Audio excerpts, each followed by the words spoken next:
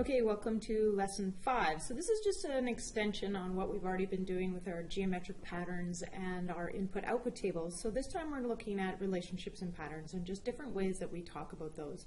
So if you think about our input-output machines, those represented patterns. You had to recognize those patterns in order to formulate a rule.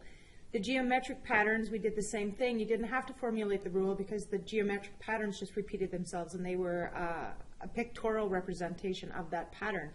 So if you think about it, the figure number that you did in the geometric patterns essentially represents what your input is going to be, and the number of matches that you came up with represents what our output is.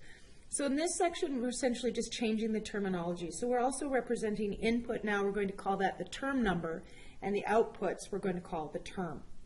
So our input is essentially our term number. So we've got 1, 2, 3, and 4 as our term number or our inputs. We multiply that term number 1 by 3 and we get 3. We multiply 3 by 2, we get 6. We multiply 3 by 3, we get 9. And we multiply 3 by 4, we get 12. So now instead of input and output, we've got term number and term.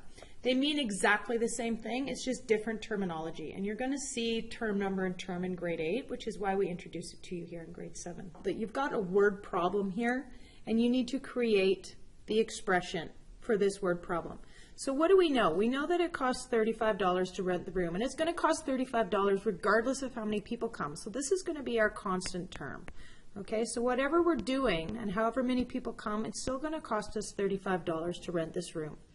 And it costs $4 for every person for food. Okay, so the question is asking you, what is the relation for how much it would cost for P people? So we know that it's $4 per person. So we're looking at $4 times the number of people plus the $35 to rent the hall. So here now is our expression for this word problem. So again, if we were going to write the relation, we would write 4P plus 35 related to P. Okay? Now, is that you're given your expression, and you have to write a word problem like this one up here. Okay? So you're given 2G plus 10, and it says to suggest a real-life situation for that following expression. So essentially you're looking for a word problem like the one at the top that you could use to express that particular expression. So an example would be pizza.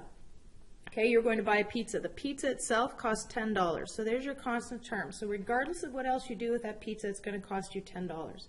The 2G, okay, could be pizza toppings. So it's $10 for a straight cheese pizza and $2 for every topping you want to put on there. Therefore, 2G, 2 times the number of toppings, plus $10 is going to be the cost of your pizza. So you would say in your word problem, you would say, what is the cost of a pizza if a cheese pizza costs $10 and it's $2 for every topping? Right? So that's the difference between writing an expression or a relation and writing a problem. So this one, or you could say, what is the cost of the pizza with G amount of toppings if the pizza costs $10 and toppings are $2 per topping?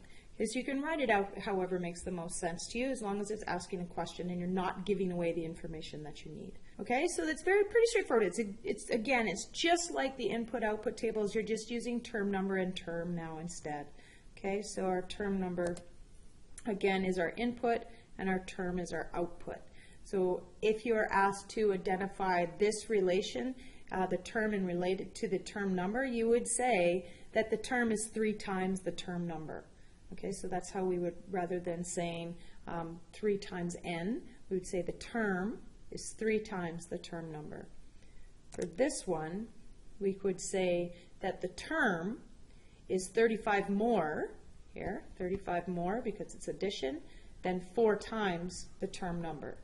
And with this one down here, we would say that the term is 10 more than 2 times the term number. All right, so we'll do some more work with that next class, and thanks.